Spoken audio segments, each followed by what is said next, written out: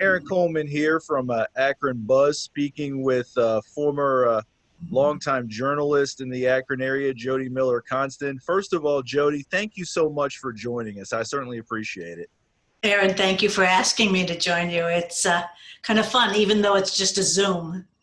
Absolutely. And I tell you, this whole COVID-19 journey has been very challenging for a lot of people all over the world, all over Ohio. And you have a personal experience with coronavirus, COVID-19. Share a little bit of that with us from the beginning of your diagnosis and just the way that you worked through it. Well, Aaron, what happened was in mid-March, our son and daughter-in-law and their two babies, Henry is 2 and Oliver at that time was 7 months. They came from North Carolina, from Charlotte, North Carolina, where they live and where they work, to stay with us because both boys had coughs and they had runny noses, and so they could no longer go to daycare. And our son Andrew and his wife Sarah, they both work, they're professionals. So they called on a Saturday and said, we're in trouble. Can we come home? Because we can work from your house, but we need help with the kids. So they drove in on a Sunday. The boys, as I said, had runny noses and coughs, but they were fine. About 5 days later, my husband started to experience flu symptoms. Runny nose himself, cough, kind of fever. But he didn't do much about it because he had a already scheduled doctor's appointment the following week. In the meantime, Andrew, on that Sunday, the Sunday after they first got here, started to experience some symptoms. Bob, my husband, went to the doctor on a Tuesday. Granted, everyone had been here for 10 days. The doctor said, I think you have COVID-19, but I can't test you because I only have 3 test kits in my office and you're not serious enough to test. So go home, self-isolate. If you have, if your symptoms get exacerbated because he has asthma, call me, go to the hospital. Mm-hmm. Subsequent to that, Aaron, he got sicker, Andrew got sicker, Sarah got sicker, and I got sicker, all within about a 2-week period of time. None of us were diagnosed because when I called my PCP, they said, I'm sorry, we don't have test kits. But the comment was, what are your symptoms? And based on my symptoms and our family's symptoms, they just said, assume you have COVID-19. If you get worse, if you get critical, if you have trouble breathing, go to the hospital or call us and then we'll arrange for you to go to the hospital. But in the meantime, you handle it like a flu. Yeah. And, just the self-isolation, that whole thing, I understand that that's very difficult for a lot of people, especially, with you being, very much in contact with your family, your extended family and friends and other people. Just that whole period of self-isolation, like what did you do to kind of keep yourself busy, I guess? You're the father of a toddler, okay? I am. You know how a child at 2 years old, especially a boy, will keep you busy.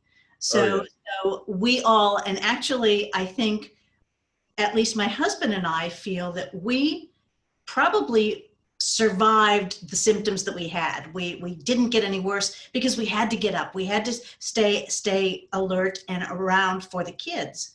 Henry at 2, when he wasn't napping, he wanted to play, he wanted to be in stuff. Oliver needed help all the time. So between the 4 of us, the 4 adults, we were able to kind of fill in for each other. Now you have to understand, we all had different symptoms. My husband had a sore throat. He had a cough.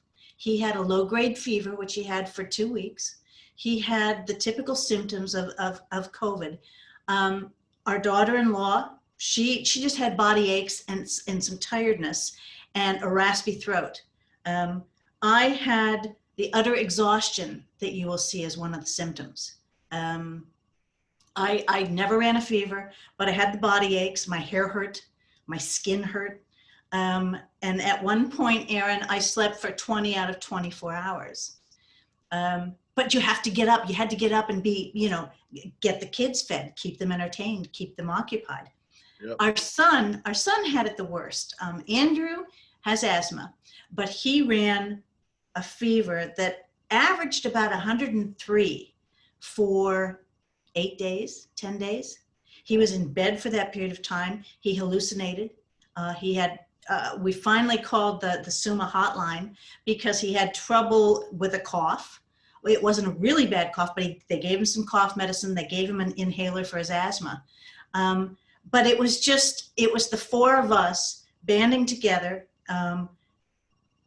trying to take care of the kids, trying to take care of each other, and just doing what we had to do. We were fortunate we had neighbors and family who would drop off food. But we just stayed in the house. And for 2 weeks, it was, we're in this together, guys. And every day we would get up. Sarah continued to work. We would find out who had time in their day to take care of the kids and at what time. If somebody had a conference call, everybody else banded together to make sure we were awake and alert and could take care of the kids. So it was 2 to 3 weeks of just the six of us, with four of the six of us being sick, 2 to 3 weeks of just being part of a family and trying to get through this. Yeah, and everything that I've been hearing, though, as far as a lot of the people talking about this disease and everything, is it either brings the best out in people or it brings the worst out in people. And it seems like it brought the best out of your family. How's everybody doing now? And just what have you seen in terms of like recovery and everything from all of you guys? Well, all of us have recovered, thankfully. And I will tell you, and don't forget, this is mid-March, early March, the beginning of April. And so everybody at that time, Aaron, was just kind of treading water as fast as they could. There still wasn't a lot of testing available. There still weren't a lot of ways that people were telling us how, in fact, to recover from this. It was all kind of and that's one of the things our son said. He said it was difficult because you didn't know when it was going to end. You didn't know what you could do to feel better. And the one symptom I forgot to mention the one symptom we all had, which then eventually came out as a symptom of COVID. And that symptom was we all lost our sense of taste and our sense of smell, which was so bizarre because we just didn't realize that was part of the disease until after we had recovered. To get back to your question, yes, we have all recovered. We all have had the test, the antibody test. Dew and Sarah had gone back to Charlotte for one day to pick up some supplies in Charlotte. They were tested down there. Bob and I were tested about 3 weeks ago. We all have the antibodies. In fact, it was a funny story. We got tested, and 3 days later, before we got our test results, the Summit County Health Department called and said, you had COVID, and we need to talk to you to find out what our symptoms were, to find out what the time frame was, to find out, and do the tracing that everybody talks about. But right now, we are all fine. There were a couple of setbacks, the tires would hit, the fog. It's called a COVID fog, where your mind just isn't able to concentrate. Several of us have had that. Bob had experienced some additional night sweats. I have found that my body temperature still hasn't been regulated, but none of us have any of the severe symptoms and after effects that you hear about with your lungs, with breathing. And to be honest, we're all kind of relieved. We had it, we got through it. We all survived it. And to some extent, we're grateful that we have some antibodies that we hope will, if not give us some immunity, it will at least give us a chance to fight the infection again. because we have gone through it. We were very lucky and very blessed. It could have been far more serious, as it has been for so many people. But we were very fortunate. And I think the best thing about it is like a friend said to me, Andrew and Sarah and the two boys were with us for 9 weeks. And we created some memories that really, really will last us a lifetime. And while it was not the most pleasant of experiences for 2 or 3 weeks, it like you said, it did bring out the best in us, because we had to band together as a family, and we came through it. So. Yeah, absolutely. And one of the things that I have heard as well is just the fact of, you have to, wear your mask, practice social distancing, and all the rest of that. Now that Ohio has been open for some time now, and people are starting to get back into the swing of things as far as summer and everything else like that, have you noticed at all people taking this more seriously? Do you still think that we still have a long ways to go in terms of taking it seriously? Just what are your general thoughts on that? Well, I agree with the fact that we have to take it seriously. I mean, as I said, we were lucky, but there are so many people who have not been lucky. And it is a very serious illness when it strikes particularly young people.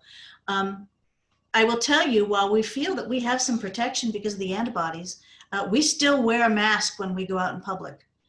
When I go to the store to shop or do anything of that sort, I wear a mask. And I am very gratified to see people in masks, because the public health officials are telling us what we have to do to get beyond this. And it is, as you said, social distancing, and it is wearing that mask and being preventative. I'm hoping people will take it more seriously now that the numbers are starting to go up. They have to. And I'm dismayed by people your age, the younger people, the 25 to 40-year-olds who feel that they have an immunity to it, and who are maybe not as cognizant of the fact that they could get it. They could be asymptomatic, but they could pass it to grandma. They could pass it to grandpa, and they are not going to have the same kind of ability to fight it as people who are maybe as strong as your generation is. It's not something that we cannot take seriously. And we have to listen to the public officials, the public health officials, who really know what it's going to take to get beyond it, or at least get us to the point where that vaccine is developed and we can get that vaccine and protect ourselves in a better way. I am noticing people in masks, and that is gratifying. And while I don't feel that I have as much risk because I've had it, I still want to go out in public with a mask and with people who are wearing a mask, because it tells me they're being careful, Aaron, that they are cognizant of what we're facing, and they want to do everything that they can to do their own part to get past it. Yeah, certainly. And a final question here for you, Jody. Just any sort of word of encouragement that you could give to someone who is currently battling COVID-19 or has a relative that is battling it, what would you say to them as a survivor of it? Just hang in there. Don't just lay down and let that virus attack you. As I said, my husband is convinced that the reason that we were able to recover is we forced ourselves to get up. We forced ourselves to walk around. We forced ourselves to keep moving. And I think that's a key for it. If you have a loved one with it, how sad is that those people in the hospital could not be with their loved ones, as they were going through this. I'm just grateful that we came through it. And I wish anybody who does have to deal with it to make sure that they are doing what the doctors say, and take advantage of what we've learned since this hit so early in the spring. There are some new medications that seem to help. There are ways to sit yourself in the hospital. I've been reading the fact that you can, you should be on your stomach rather than on your back because your lungs expand better when you're on your stomach. I wish I could offer more advice, but all I would say is listen to the public health officials. They know what they're talking about. They know how devastating this could be. And with the numbers going up in this country the way they are, we need to get our hands wrapped around this disease and then bring our economy back, then open everything up. Because this pandemic, this virus spreads exponentially. And unless we're each taking care and watching what we can do ourselves to prevent it, it's going to get worse before it gets better. Well, Jody, thank you very much for joining me here today. I certainly appreciate it. Best of luck to you moving forward. Send my best to the family, and hopefully we will talk again soon. I In hope person. so, Aaron. You stay safe, please.